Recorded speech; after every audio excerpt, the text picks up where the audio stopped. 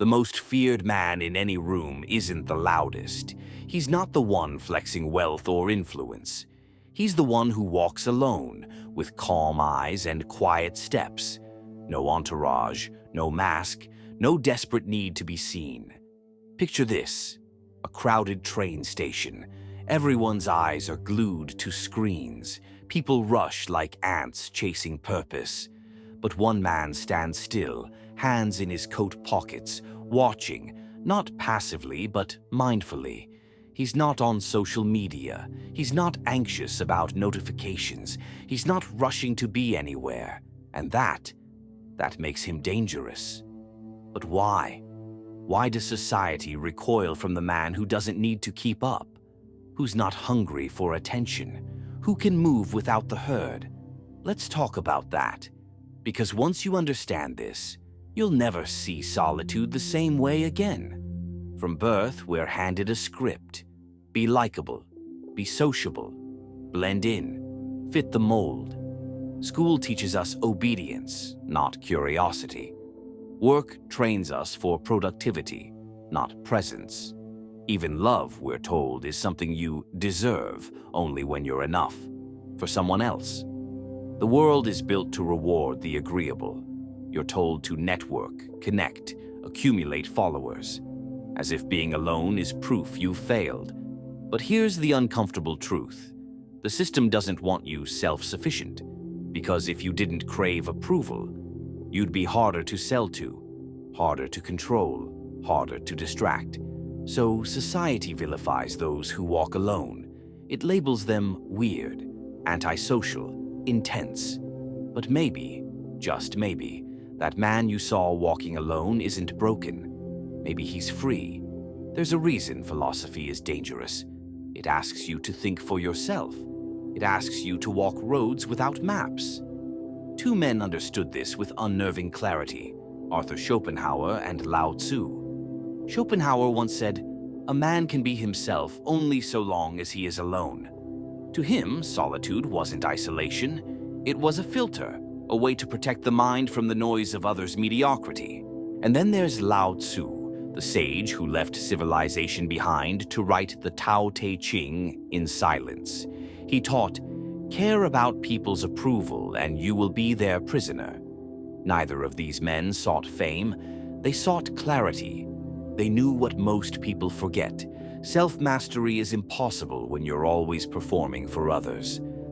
Let's break this down. What actually happens in the mind of someone who chooses solitude over constant social noise? First, they don't fear silence. In fact, they seek it.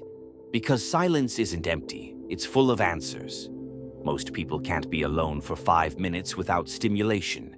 Music, podcasts, TikTok, anything but thought. But the man who walks alone has learned to sit with his mind and listen. Second, he knows himself too well to be fooled. He's examined his fears, his traumas, his ego, and through that process he's become emotionally bulletproof. Not numb, but resilient. Third, he can't be baited. When you're no longer chasing validation, you become unpredictable. You don't react, you respond. You choose when to engage and when to walk away. He's immune to shame, immune to peer pressure, and that's exactly why he's feared. There's a concept I call inner sovereignty. It's when your mind becomes your own kingdom. No trending hashtag dictates your opinion. No influencer defines your values. No relationship determines your worth. This kind of man isn't antisocial, he's autonomous. He doesn't isolate because he hates people. He walks alone because he refuses to follow blindly. And when he does form bonds, they're rooted in truth, not dependency. But here's where most people get it wrong. They confuse loneliness with solitude. Loneliness is a hunger. It's feeling incomplete. It's craving others to silence the discomfort inside. Solitude is power. It's sitting at peace with yourself. It's not an escape from the world. It's a return to center. But solitude doesn't sell. Loneliness does.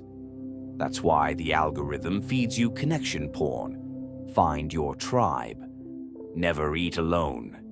Swipe right and you'll feel complete. It's all a lie dressed as belonging. The man who walks alone doesn't need belonging to feel whole. He brings his wholeness into relationships, not the other way around. From everything I've studied, from ancient Stoicism to modern psychology, I've distilled the essence of walking alone into 4 laws. Mental stillness, greater than constant input.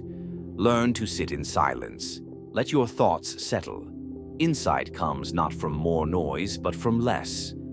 Truth, greater than approval. Say what you believe, even if it costs you followers, friends, or applause. Integrity, greater than image. Live in a way your conscience respects. That's the real definition of confidence. Presence, greater than performance. Stop performing life for others. Start living it for yourself. The man who walks alone is not lost. He is simply walking a path most are too afraid to take. So if you ever find yourself drifting from the crowd, don't panic. Don't chase them. Pause. Because sometimes walking